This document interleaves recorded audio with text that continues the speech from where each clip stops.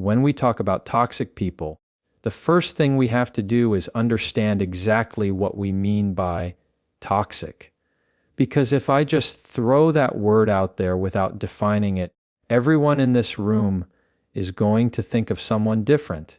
Some of you are picturing that coworker who always has a problem but never a solution. Others are thinking about a family member who makes every gathering about them, who twists conversations to create guilt or drama. Maybe it's a friend who constantly drains your energy, but the moment you need them, they're nowhere to be found.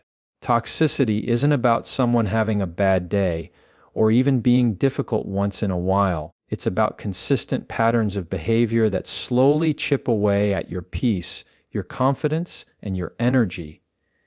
Think about this: a healthy relationship, even with its ups and downs, leaves you feeling respected, valued, and safe. A toxic one does the opposite. You walk away questioning yourself, doubting your worth, maybe even rehearsing conversations in your head that you wish you had spoken out loud. That's the difference. Toxicity isn't about conflict. Conflict can actually be healthy. It's about erosion. It's about being around someone who, over time, makes you feel smaller instead of stronger. Let's get specific. Toxic people often thrive on manipulation. They know how to twist words so that somehow you always end up feeling like the problem. Even when you've done nothing wrong, they lean on guilt. After all I've done for you, how could you say that? Or they play the victim, because if they're the victim, then you're stuck as the villain. And if you're the villain, you're the one apologizing, explaining, over-explaining, and bending over backward just to keep the peace. That's exactly where they want you confused, exhausted, and compliant. Another trait is negativity. I'm not talking about someone being realistic or cautious. I'm talking about that person who can walk into a room where everyone's laughing, and within 5 minutes, the whole mood is gone. They criticize, complain, and spread their misery like wildfire. And if you try to share something good in your life, they'll find a way to tear it down or dismiss it. The thing is, it's not about you. It's about their need to control the atmosphere by keeping it low, because low is where they operate best. And then there's the constant drama. Toxic people feed off chaos, and if there isn't any around, they'll create it. They'll stir up conflict, pit people against each other, or blow the smallest issue out of proportion. Why? Because drama keeps the spotlight on them. And the more energy you give to their chaos, the less you have for your own peace, your own goals, your own relationships. Here's the trap: most toxic people aren't obvious. If they were, we'd spot them right away and walk in the other direction. No, most of them are subtle. At first, they might come across as charming, funny, even supportive. But slowly, over time, the patterns start to reveal themselves. That's why defining toxicity matters. If you don't name it, you'll excuse it.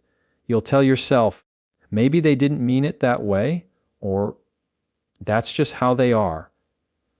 And before you know it, you're deep in a cycle that feels normal, but is actually eating away at you.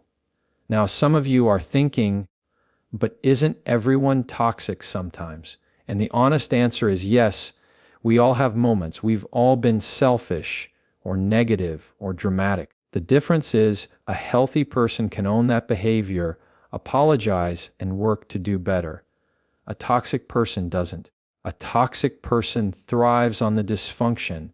They don't want resolution, because resolution means peace, and peace means they lose their leverage. This is why identifying toxic behavior is so crucial, because until you see it for what it is, you'll keep trying to solve it with more effort, more patience, more sacrifice. You'll keep thinking that if you just explain yourself better, if you just give them one more chance, if you just try a little harder, they'll finally treat you the way you deserve. But the truth is, you can't fix toxic. You can only recognize it and decide how you're going to respond to it. And here's the good news: the moment you recognize it, you take back your power. Suddenly, their guilt trips don't hit the same. Their drama doesn't pull you in. Their negativity doesn't stick, because you can see it for what it is: a pattern, not a reflection of your worth. You stop asking, "What's wrong with me?" and you start asking, "Why am I allowing this into my life?" That shift in perspective is everything. So when I say, do this one thing and toxic people will disappear, this is the foundation. Step one is clarity. You have to call it what it is: toxic, not difficult, not moody, not misunderstood, toxic. Because once you can see it clearly, you can stop negotiating with it, stop justifying it, and start preparing for the one thing that will change everything. That one thing is boundaries. So let's talk about the one thing that makes all the difference: boundaries. The moment I say that word, some of you might be picturing walls, cold, rigid, keep out signs. But that's not what boundaries are. Boundaries aren't about shutting people out. They're about keeping yourself in. They're about protecting your peace, your energy, your values, so that you can show up as your best self in every part of your life. Think of boundaries like the property line around a house. You don't build a fence because you hate your neighbors. You build a fence because you value what's inside your home, your garden, your family, and you want to make sure it's respected. You can still invite people in. You can still host a barbecue in the backyard. But you get to decide who comes through the gate, how long they stay, and what behavior is allowed on your property. That's what boundaries do for your life. Here's the reality: toxic people hate boundaries because boundaries strip them of the control they've been feeding on.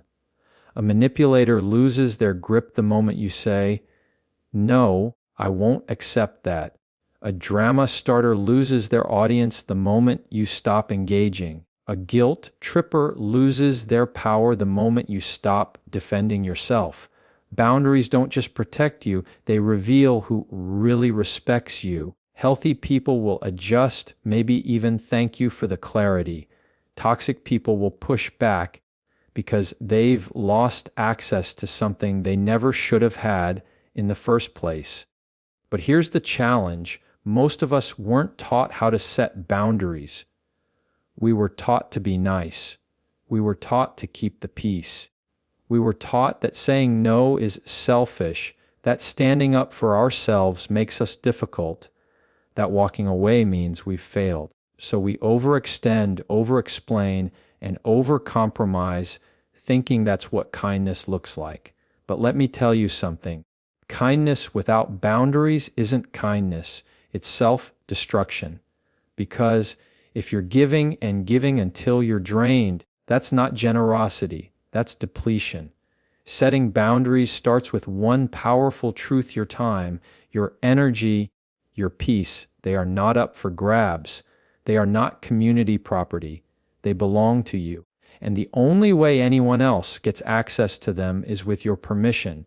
That permission can be revoked, adjusted, or reinforced at any time. That's not selfish. That's stewardship. If you don't take care of yourself, you'll have nothing left to give to the people who actually deserve it.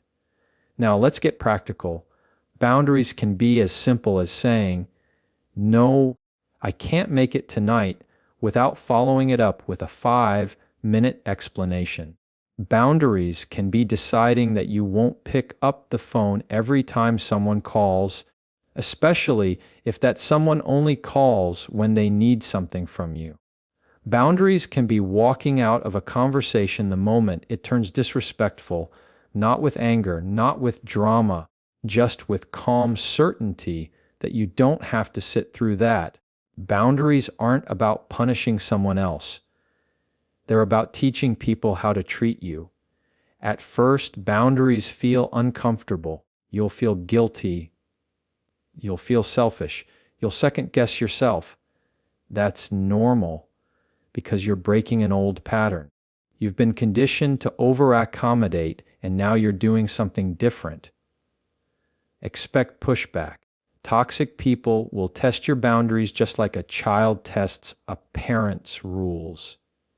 They'll see if you're serious, if you'll fold, if you'll cave under pressure. And when you don't, when you hold steady, they'll realize their old tactics don't work anymore. That's when things start to shift. And here's the beauty of it: boundaries don't just protect you from toxic people. They also protect your healthy relationships, because the people who really care about you, they'll welcome your boundaries. They'll respect them. They'll even feel safer with you because boundaries create clarity. No one has to guess where you stand. No one has to wonder how far is too far. Boundaries build trust. They're not walls that divide. They're guardrails that keep relationships from running off the road. When you start living with boundaries, you'll notice something powerful. Toxic people either adjust or disappear. If they adjust, it's because they've realized you're no longer an easy target. If they disappear, it's because they can't get what they came for anymore. Either way, you win, because you've created space for something better, for relationships that give as much as they take, for conversations that lift you up instead of pulling you down, for a life that feels lighter, freer, calmer. So when I say do this one thing and toxic people will disappear, this is it. Boundaries. They're not easy at first, but they're necessary. They're not about shutting people out. They're about letting the right people in. And once you commit to them, you'll never go back, because you'll finally realize you don't have to live at the mercy of other people's dysfunction. Boundaries are the one thing that changes everything. Here's the thing about boundaries: they don't just protect you, they completely shift the balance of power. Toxic people thrive on control. They feed off your uncertainty, your hesitation, your guilt. As long as you're second guessing yourself, as long as you're trying to keep them happy, as long as you're walking on eggshells, they're in charge. They're pulling the strings, and you're reacting to whatever they decide to do next. That's their game. But the moment you draw a boundary and hold it, the power flips. Suddenly, they're the ones reacting to you.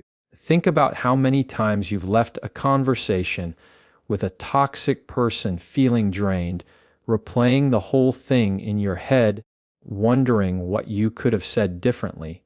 That's power. They've managed to rent space in your mind for hours, maybe even days. They've got you doubting yourself, rehearsing imaginary comebacks, or even planning how you'll approach them next time just to avoid conflict. That's control, and they didn't have to lift a finger once you walked away. But now picture this: you leave that same conversation knowing you've said, "I'm not okay with that," and then you stop. No over-explaining, no apologizing, no scrambling to smooth it over. You just set the boundary and walk away. Suddenly, the mental loop ends. The exhaustion ends. The power they once had over your thoughts, gone. What boundaries do is they take you out of reaction mode.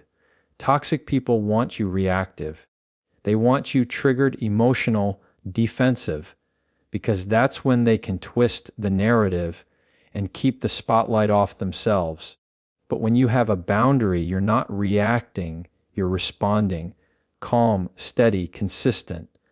And that calmness drives them crazy, because they can't hook you anymore. You've stepped out of their game completely, and now they're the ones scrambling, trying to figure out what went wrong. I'll give you an example.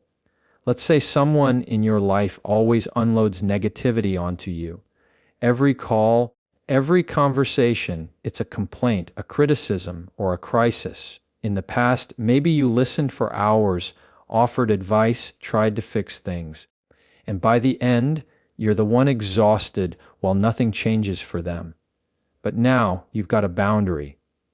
You listen for a few minutes, and then you say, I hear you, but I'm not able to keep talking about this right now. And then you stick to it. No excuses, no guilt. Suddenly, the power dynamic has shifted. You're no longer their emotional dumping ground.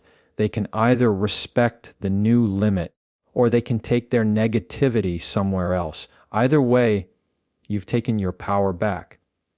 Here's what's fascinating. When you enforce a boundary, you actually expose the truth of the relationship. If the person respects it, you know they care about you, even if it takes them a while to adjust. If they push against it, if they guilt you, pressure you, or punish you for having it, then you've just gotten clarity. You've seen exactly why the boundary was needed in the first place. Boundaries don't just change the dynamic, they reveal character. And let's be honest, the first few times you hold a boundary, it feels uncomfortable. You'll feel the urge to cave. You'll want to explain yourself, to soften the edges, to make sure the other person isn't upset. That's natural because you've been trained to give away power without realizing it. But every time you hold that line, you get stronger. You start to realize that you don't have to negotiate with disrespect. You don't have to justify protecting your peace. You don't have to trade your comfort so someone else can stay comfortable in their dysfunction. The more you practice this, the more you'll notice something incredible. Toxic people start losing interest. Not because you confronted them with a big speech or tried to change them, but because the power source they once had, your compliance, your attention, your energy, is no longer available. Without access to that, they either have to adapt to the new rules or disappear altogether. Either way, you've stopped living on their terms and started living on yours. And that's the beauty of boundaries. They don't require you to control anyone else. You can't control what a toxic person does, but you can control how much access they get to you. You can control whether their drama makes it past your fence. You can control whether their negativity gets to dictate your mood. That's real power, not power over others, but power over yourself. So when I say boundaries shift the power, I mean they take it from the hands of someone who never should have had it and place it back where it belongs, with you. And when you hold that power, toxic people lose theirs. Boundaries shift the power because they make you the one in control. When you start setting boundaries, something interesting happens. At first, it feels like you're pushing people away. It feels like you're building distance or being cold. But what's really going on is deeper than that. Boundaries are a reflection of self-respect.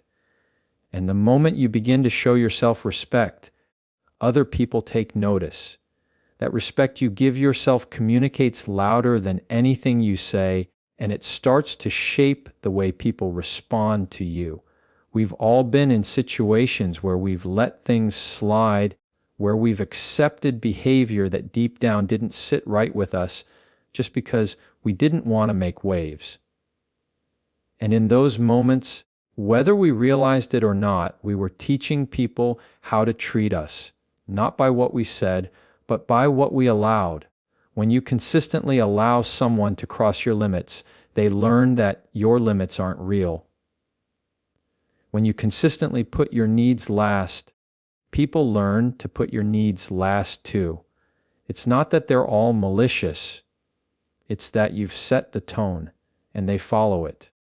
But when you begin to draw lines, when you begin to say, this is what's okay with me, and this is what's not, the tone shifts. You're showing people, I value myself enough to protect my energy, my time, and my peace, and healthy people listen closely. Healthy people will meet that with respect. They might need a moment to adjust, but ultimately, they'll respect you more for it. Because deep down, everyone wants clarity.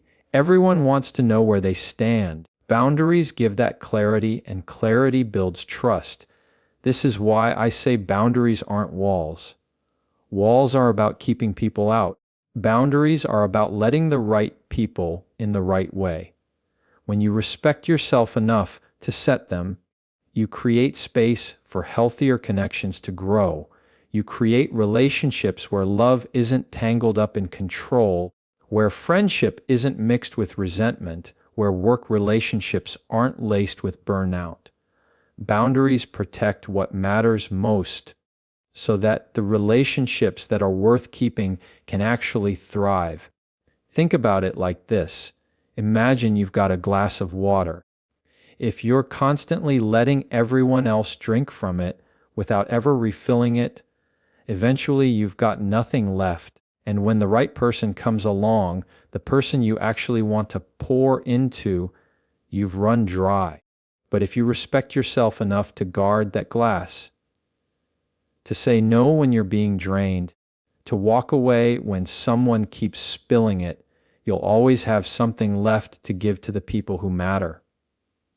That's not selfish. That's wisdom. And here's something powerful: when you carry yourself with self-respect, toxic people notice. They might not like it, but they notice. They sense that they can't push you the same way they used to. They sense that guilt trips won't land, manipulation won't work, drama won't pull you in. And without even saying a word, your posture tells them, I'm not available for that anymore. That's what self-respect does. It communicates for you. On the flip side, people who are safe, people who are good for you, are drawn to that kind of energy. Respect attracts respect. When you set boundaries, you attract people who don't just take from you, but give back to you. You attract people who value honesty, who don't want to play games, who don't need chaos to feel important, because your boundaries filter out the noise and leave room for what's real. The shift is subtle, but it's life-changing. Instead of spending all your energy trying to manage other people's behavior, you start investing that energy into people who want to meet you in the middle. Instead of feeling resentful because you're always overextending, you start feeling grateful because the relationships around you are balanced. And instead of walking away from conversations drained and doubting yourself, you start walking away feeling secure because you know you honored yourself in the process. Self-respect is magnetic. It signals to the world, I know my worth, and I'm not going to settle for less than that. Toxic people fall away because they can't survive in that environment. Healthy people stay because that environment makes them feel safe too. And over time, your life begins to fill with people who don't just tolerate your boundaries, but appreciate them because they've got boundaries of their own, and they know how powerful it is when two people respect each other's. That's the real gift of boundaries. They don't just protect you from what drains you, they make room for what fills you. They don't just push out what's unhealthy, they draw in what's healthy. And the more consistently you respect yourself, the more naturally respect flows into every corner of your life. Self-respect doesn't isolate you. It connects you in the right ways to the right people for the right reasons. So far, we've talked about what boundaries are and why they matter. But here's where the rubber meets the road: how you actually set them. Because it's one thing to understand the idea of boundaries, and it's another to put them into practice in your everyday life. And I'll be honest with you, this part takes courage. It takes consistency, and it takes being willing to sit in a little bit of discomfort at first. But if you can do it, if you can put boundaries into action, your whole world changes. Let's start with the simplest and yet most powerful tool you've got: the word no. For many of us, that word feels heavy. We avoid it, we soften it, we dress it up with excuses. We'll say, no, but maybe next time, or no, I wish I could, but I just have so much going on. And before we know it, we're not really saying no at all. We're saying, convince me. But here's the truth: no is a complete sentence. You don't have to explain it. You don't have to apologize for it. You don't have to offer an alternative. If something doesn't work for you, no is enough. And the moment you learn to use that word without guilt, you take a huge step in protecting your peace. Another practical step is limiting access. Not every phone call needs to be answered. Not every text needs an immediate reply. Not every invitation needs to be accepted. Just because someone has your number doesn't mean they have a right to your time. Toxic people will often demand instant access because the quicker you respond, the less time you have to think clearly about what you actually want. But when you give yourself permission to pause, to wait before you respond, you create space. Space to check in with yourself, space to consider whether you even want to engage, space to decide if this aligns with your boundaries. That pause is powerful. Then there's walking away. And I don't just mean walking away from a relationship, though sometimes that's necessary. I mean walking away in the moment. When a conversation turns disrespectful, when someone raises their voice, when guilt starts dripping into the dialogue, you don't have to stay and absorb it. You don't have to debate it. You don't have to fight it out until they see your side.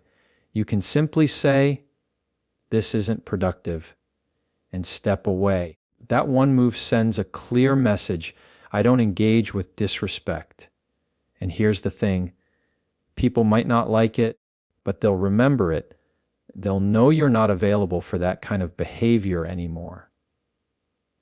Now, let's talk about consistency, because a boundary that only shows up once isn't really a boundary. It's a suggestion. And toxic people don't respond to suggestions. They test patterns. They'll push to see if you mean what you say. They'll wait for you to cave. And if you do, they'll file that away and keep pressing. That's why consistency matters so much. You don't have to be harsh. You don't have to raise your voice. You just have to repeat yourself calmly and follow through. Over and over again, until it becomes clear that this isn't a phase, it's who you are now. Here's what I've noticed: when you start setting boundaries, people reveal themselves quickly. The ones who care about you might push back at first, not because they want to disrespect you, but because they're adjusting to the new version of you. But they'll adapt, and the relationship will grow stronger. The ones who thrive on your compliance, the ones who benefit from your lack of boundaries, they'll show their true colors. They'll get angry, they'll try harder to manipulate, or they'll distance themselves when they realize you're no longer an easy target. Either way, you win, because you're no longer living at the mercy of their behavior. I want you to understand something. Setting boundaries doesn't mean you're being cruel. It doesn't mean you're shutting people out. It means you're giving people the chance to meet you on healthy terms. And if they can't, that's their choice. It's not your job to shrink yourself so someone else can stay comfortable. It's not your job to sacrifice your peace so someone else can avoid facing their own issues. Your job is to protect the life you're building, and boundaries are how you do it. So start small. Practice saying no to something low stakes and notice how it feels. Let a call go to voicemail instead of answering it out of obligation. Step away from a heated moment instead of staying to defend yourself. Every small step builds strength, and before long, it becomes second nature. You stop feeling guilty for it, and you start feeling grounded in it. The truth is, setting boundaries in practical, everyday ways is what creates real change. It's not about one big dramatic moment. It's about hundreds of little decisions where you choose yourself. And when you do, the people who respect you will stay, the ones who don't will fall away, and the peace you've been craving will finally start to grow. Boundaries in action are where respect turns from an idea into reality. Here's what happens when you start living with boundaries. You don't just see small changes here and there. You see your entire life begin to transform. At first, it feels awkward, maybe even a little lonely. You're saying no more often. You're walking away from conversations that used to trap you, and you're not as available to people who once had easy access to your time and energy. And in the short term, that can feel strange. You'll wonder if you're being too harsh, if people think you've changed, if maybe you're losing connections. But stay with it, because the long-term impact is where everything shifts. Toxic people either adapt or disappear. That's the beauty of boundaries. You don't have to chase them off. You don't have to confront them with a big speech. You don't have to fight. You just live consistently with your boundaries, and over time, they make the choice for you. Some will adapt. They'll learn that the old tricks don't work anymore. They'll stop pushing because there's no reward in it. They may not change who they are at the core, but they'll at least change how they act with you because they know your line is real. And others, they'll slowly fade out. They'll stop calling. They'll stop showing up. They'll find someone else who doesn't have the guardrails you've built. And as painful as that might feel at first, it's actually freedom. Because if someone only wanted access to you when they could drain you, then losing that person is no loss at all. And here's where the transformation really takes root. When the noise clears, when the drama and manipulation and negativity start to fall away, you find yourself with space. Space you didn't even know you were missing. Space in your mind. Space in your schedule. Space in your heart. Suddenly, you're not rehearsing conversations that never happened. You're not bracing yourself for the next outburst. You're not spending hours trying to fix problems that were never yours to fix. You're lighter. You're calmer. You have energy again, and that energy can finally go where it belongs, into people and places that give back to you, into goals you've been putting off, into the peace you've been craving. The long-term impact of boundaries is that your life stops revolving around other people's dysfunction. You stop being reactive, constantly adjusting to keep someone else comfortable, and you start living with intention. You get to choose who you spend time with. You get to choose what conversations you entertain. You get to choose which problems are yours to solve and which ones you leave where they belong. That's a level of freedom most people don't realize is possible until they start living it. And you'll notice something else too. The relationships that remain, the ones that survive your boundaries, become stronger because now they're built on mutual respect instead of silent resentment. You're no longer giving more than you can afford. You're no longer saying yes when you mean no. You're no longer carrying the weight of both sides. You're showing up honestly, and the people who care about you are meeting you there. That honesty builds trust, and trust deepens connection. So not only do toxic people disappear, but the relationships worth keeping become more fulfilling than they've ever been. This is why boundaries aren't just about pushing people out. They're about pulling the right people in closer. They're about creating an environment where you and the people around you can thrive together. And over time, you begin to see that what you once thought of as loss, losing the approval of certain people, losing constant access to others, wasn't loss at all. It was making room for better things. It was pruning. And pruning always makes way for growth. So yes, boundaries take work. They take patience. They take courage. But the long-term payoff is worth every moment of discomfort in the beginning. Because when you live with them consistently, you don't just survive toxic people, You rise above them. You don't just manage drama, you eliminate it. And the people who stay in your life are there because they want to be there for the right reasons, not because they can take advantage of you. The truth is, life is too short and too precious to spend it at the mercy of people who drain you. Boundaries make sure you don't.